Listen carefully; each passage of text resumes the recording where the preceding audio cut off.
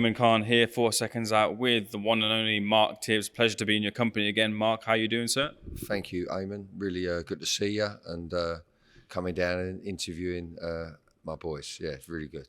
Thank you. Pleasure is all mine, Mark. Thriving gym. As soon as I got here, I heard so much clanging and banging of pads and people working out. So let's get into some of the fighters.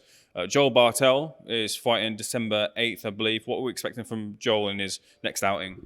Well, Joel, in his past 3 fights he's had so far, he really wants to do damage. He's a consummate professional, and he's boxing at the right time so far, and he's fighting at the right time so far.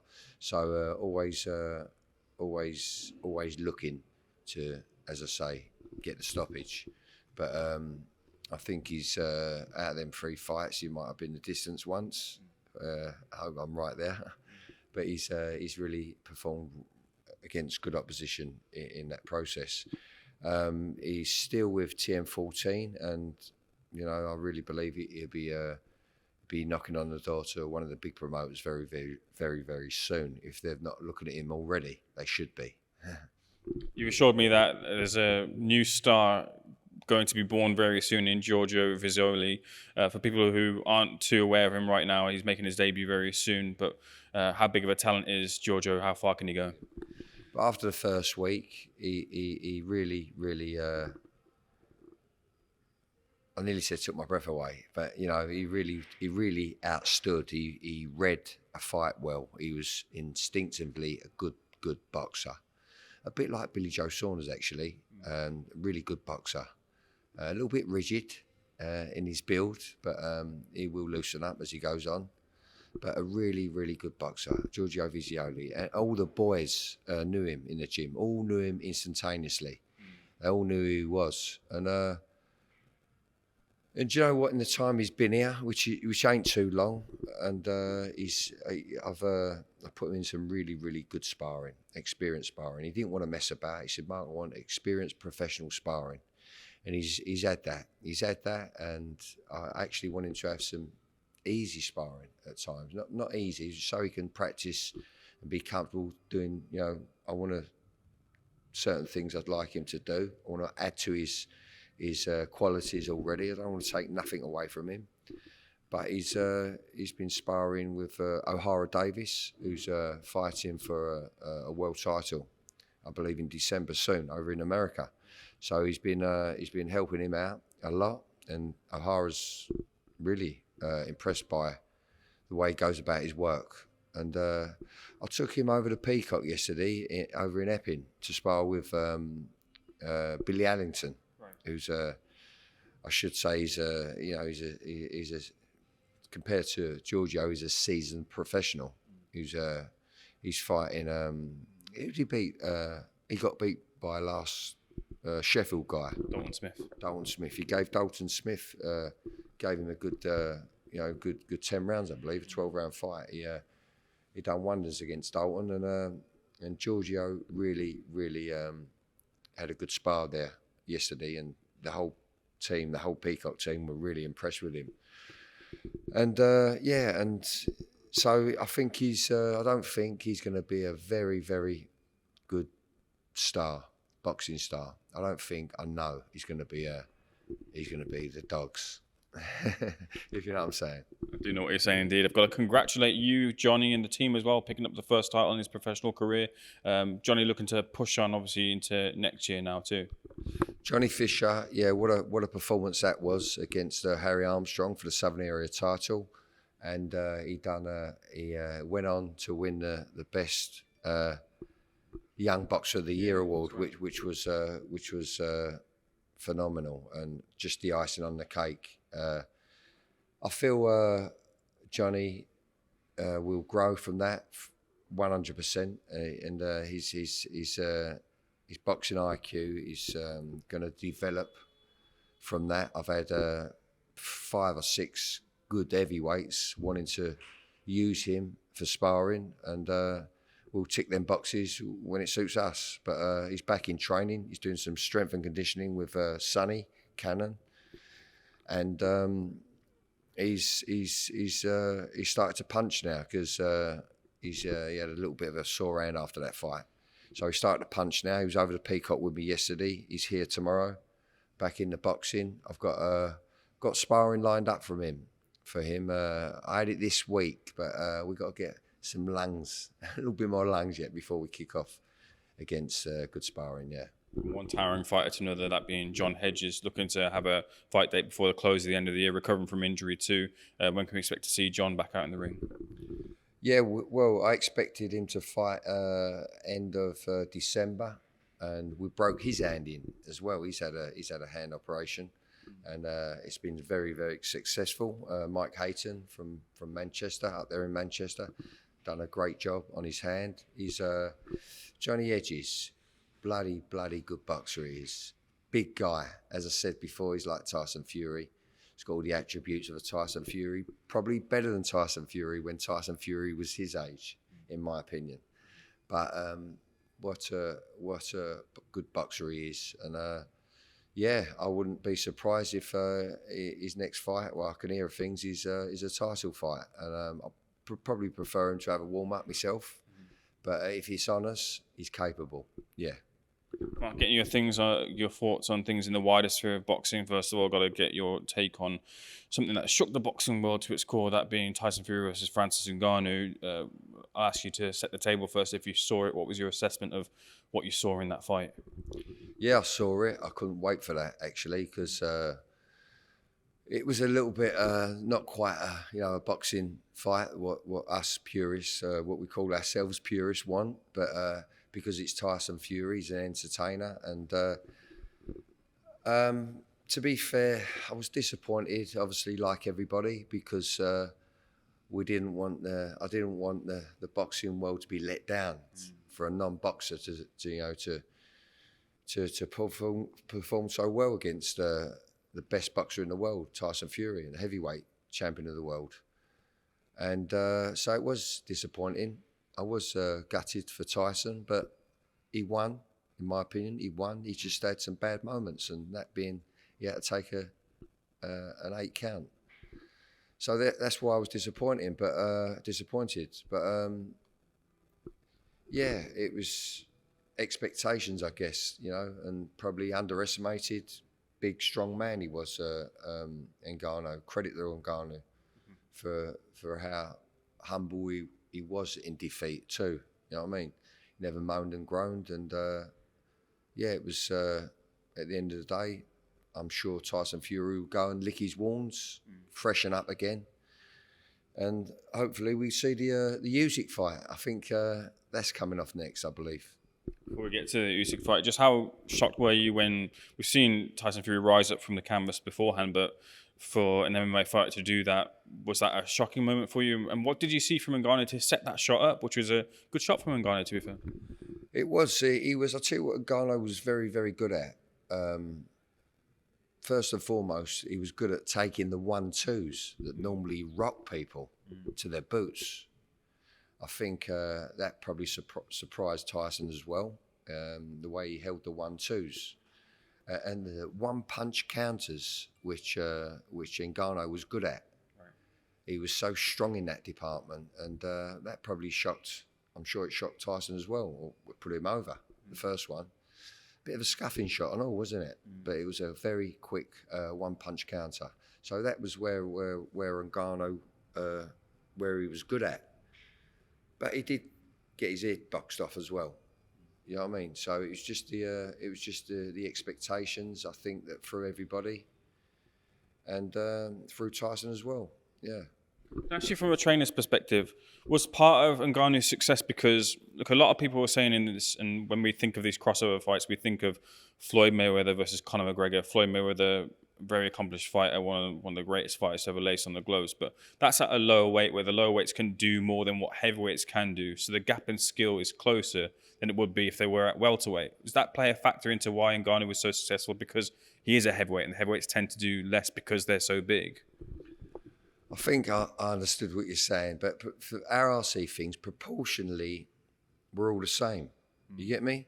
I don't think we do less because we're bigger. We're all proportionate, unless we're out of weight, or unless we're too big too big for our weight we're carrying, sort of thing. Or if you get what I'm saying, proportionally,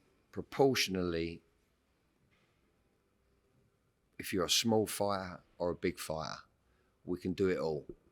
It's levels. You get me? It's levels. But let me tell you something.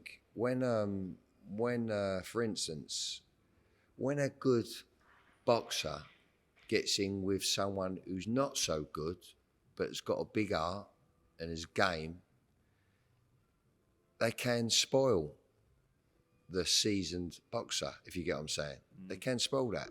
But it takes a strong mind to weather storms and chip away and get your work off.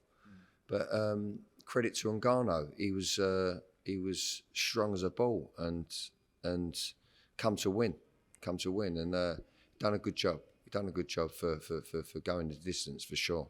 Yeah. If we focus on just picking that back up there, so byproduct of it all is Francis Ngannou's success, and Francis Ngannou now is getting the opportunity to get paid again, like he should be doing for the work that he puts in the ring, as he didn't do in the past with the UFC, who don't maybe pay their fighters proportionally than boxing does. And now fantasy matchups are being made with what could end up not being fantasy fights with the likes of Anthony Joshua, Deontay Wilder, Derek Chisora, Joseph Parker. From what you saw from Francis Ngannou against Tyson Fury, are you confident that you can have further success in the heavyweight boxing game? Absolutely. I mean, he's got his right. He's got his right to do so, hasn't he? He's just gone the distance, and some people thought he may have even won against the best boxer in the world, being Tyson Fury. So the world's changed a little bit, and there's it's all about entertainment and money. But I remember Francis Ngannou. I was out in Las Vegas myself in that UFC gym a few years back now. Right. Yeah. And I remember this big guy hanging about, and one of our team members knew all the UFC fighters and said that he's a world champion.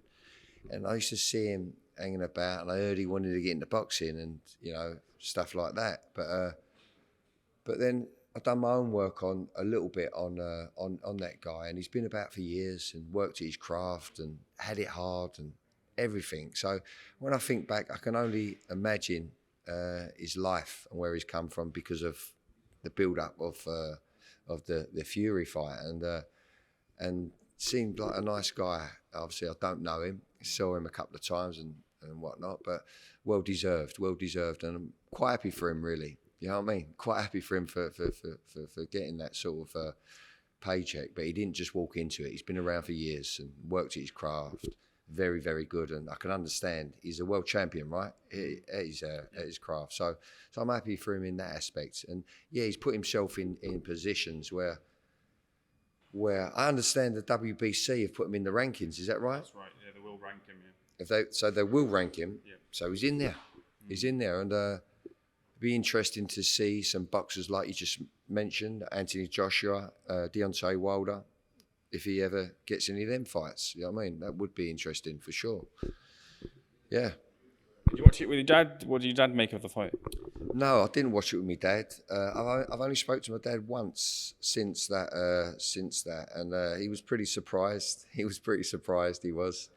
We haven't chatted about it, to tell the truth, and I've been a bit busy. I've been in and around the gyms in London a lot, getting the fighters or what I've got sparring. Good sparring, actually, and tick my boxes. I'm very obsessive with that. I get the right work, you know what I mean?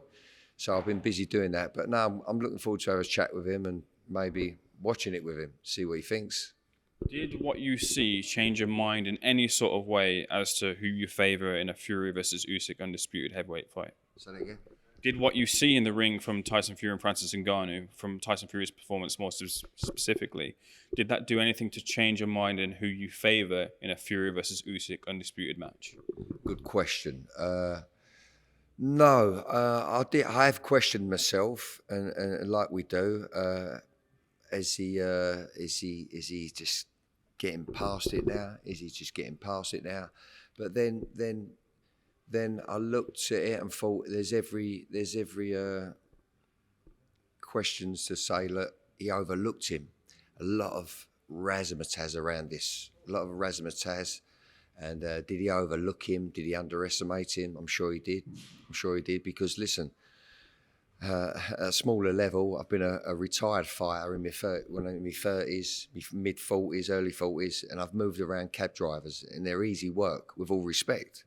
Do you know what I mean? So I understand it, but he's not just a cab driver. He's a trained martial artist in his own discipline, and therefore, and not just a bodybuilder. He's big muscled up. I expected him to blow a bit, and yeah. So I'm hoping Tyson Fury underestimated him, and we see the old Tyson Fury against Alexander Usyk, because then we'd love to see Tyson retire at the top and scoop up all them belts. Yeah, for sure. You're someone who's seen fighters come and go, been in camps, been in fights, watched fights, observed boxing for a very long time. There was something that was said in the build-up that maybe Francis Ngannou and his pad work and stuff, which was criticised by a lot of people, maybe that was a little bit deceptive and trying to lure Tyson Fury into a trap.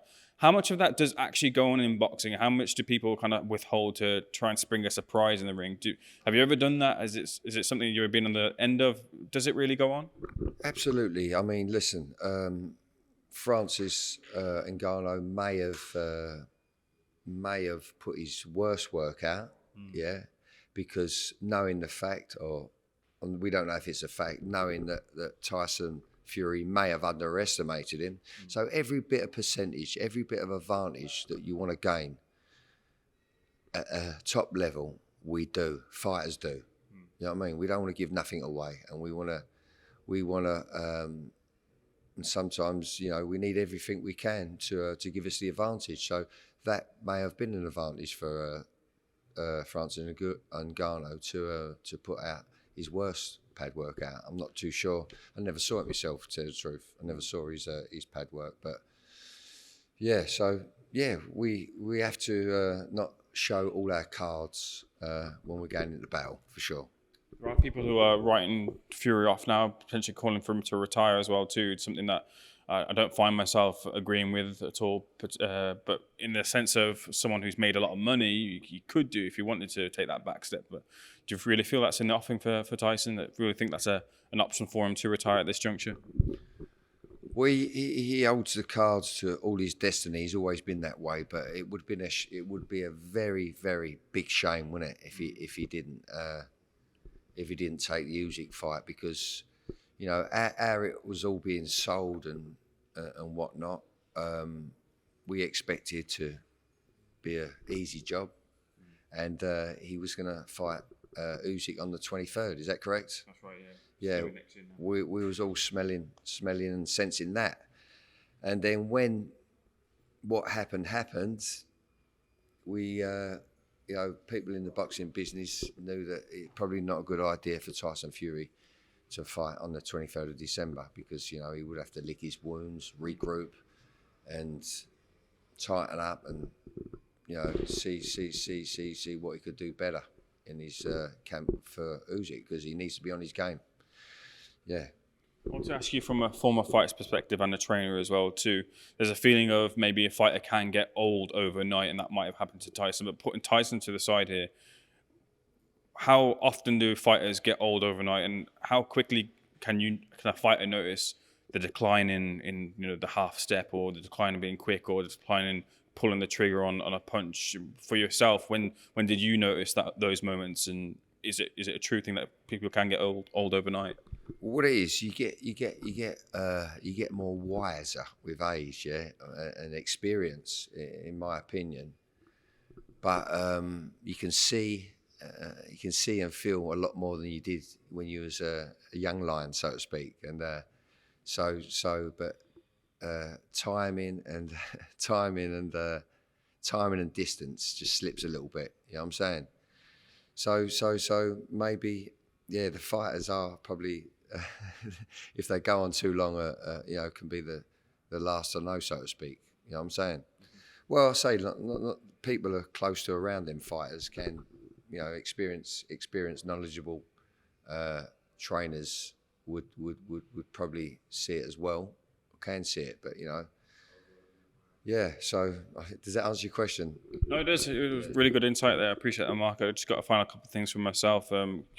Sticking with the heavyweight theme, and a lot of people like to talk when it comes to Anthony Joshua and his training methods. He took himself to a darkness retreat, which is a very interesting way to train methods. I think it's a positive move for him. But have you ever thought about doing anything like yourself? What do you think of those type of training methods? So what training? Went into a darkness retreat. Have you heard of that before? Basically, you shut yourself off from social media, just sitting in the dark with your own mind and your thoughts, and you just get fed water and food at intermittent times. Yeah. But I think the whole idea is to take yourself away from the busyness. Well, I think 100%. I mean, if you can be disciplined enough to shut off and shut down and go out into nature, feel and breathe and smell the wind and look at the stars and the moon and the sky and see the landscape. You know, if you have the opportunity and the resources to do them things, we all need it. Everybody needs it because the internet and these phones and messing things up, man. We got to get a grip of it. You get me? But you know, yeah, it's good. I didn't know Anthony Joshua did that, but good for him. Good for him because it's a form of cleansing, right? I guess. Yeah, for sure. And yeah, I mean, we can all do them things, and all should do them things in the smallest of ways. I mean, I took my son at the weekend. I've always wanted to fly a kite. I've never flown a kite. I've never flown a kite as a kid. Always wanted to. Never did. I don't know why. Anyway, so my brother's grandson, you know, my nephew let my son down the weekend, and I went, "Come on, I'm gonna take you and fly a kite." We got him a cheap kite. I took him to it. He went, "Dad, there's no wind about." But I knew a perfect place in Benfleet. I call it Benfleet Castle, but there's a castle. It's a ruin, and it overlooks the Thames estuary, and it's clear. It's beautiful. I went, there'd be wind down there because it's so open. And anyway, he was moaning and groaning. I took him down there. He's never flown a kite before, nor have I. And we let this kite out. We flew it. Straight away, it flew. Yeah, it flew. I said, "Boy, we've got to read the wind." But we was there for about an hour or two. It was free, and what you just mentioned is brought home to me, and that's what I did myself. A form of cleansing. I needed to be out amongst the fresh air and that, yeah, I don't know why I've got lost there in that, but that was one of them moments, and I thought to myself, we need to do this more often. You don't get me? The Thames estuary, the weather was good, and the sun was going down in the distance. He was still there, but it was going down. The sky was clear. And my son, 8 years old, flew a kite for the first time. And I was watching him, and he instinctively knew what to do. I didn't teach him how to do it, and I guided him a little bit, but I think we need to do that a lot more often, us human beings. Yeah. I completely get the analogy there about doing things differently and doing things for the first time, taking yourself out of the comfort zone as well too, to do completely different things that aren't in our immediate vicinity.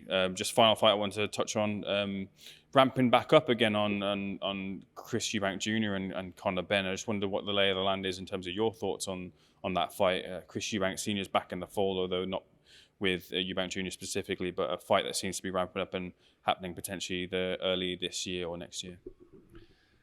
Eubank Jr. and Eubank Sr. Ben Sr. Yeah, Ben Eubanks Juniors. The two juniors would love to see that. Absolutely love to see it. Is it coming off? I want to know. Keep hearing about it. Don't know yet. Don't know No. Well, listen, I'm smelling and feeling that they're trying to do it in the UK. I think that we would be losers if we don't get it in the UK. We want it and need it in the UK. It's an all British humdinger, isn't it? I mean, their backgrounds are their fathers and the two juniors going at it. We need it in England for sure. Yeah, I'd love to see it.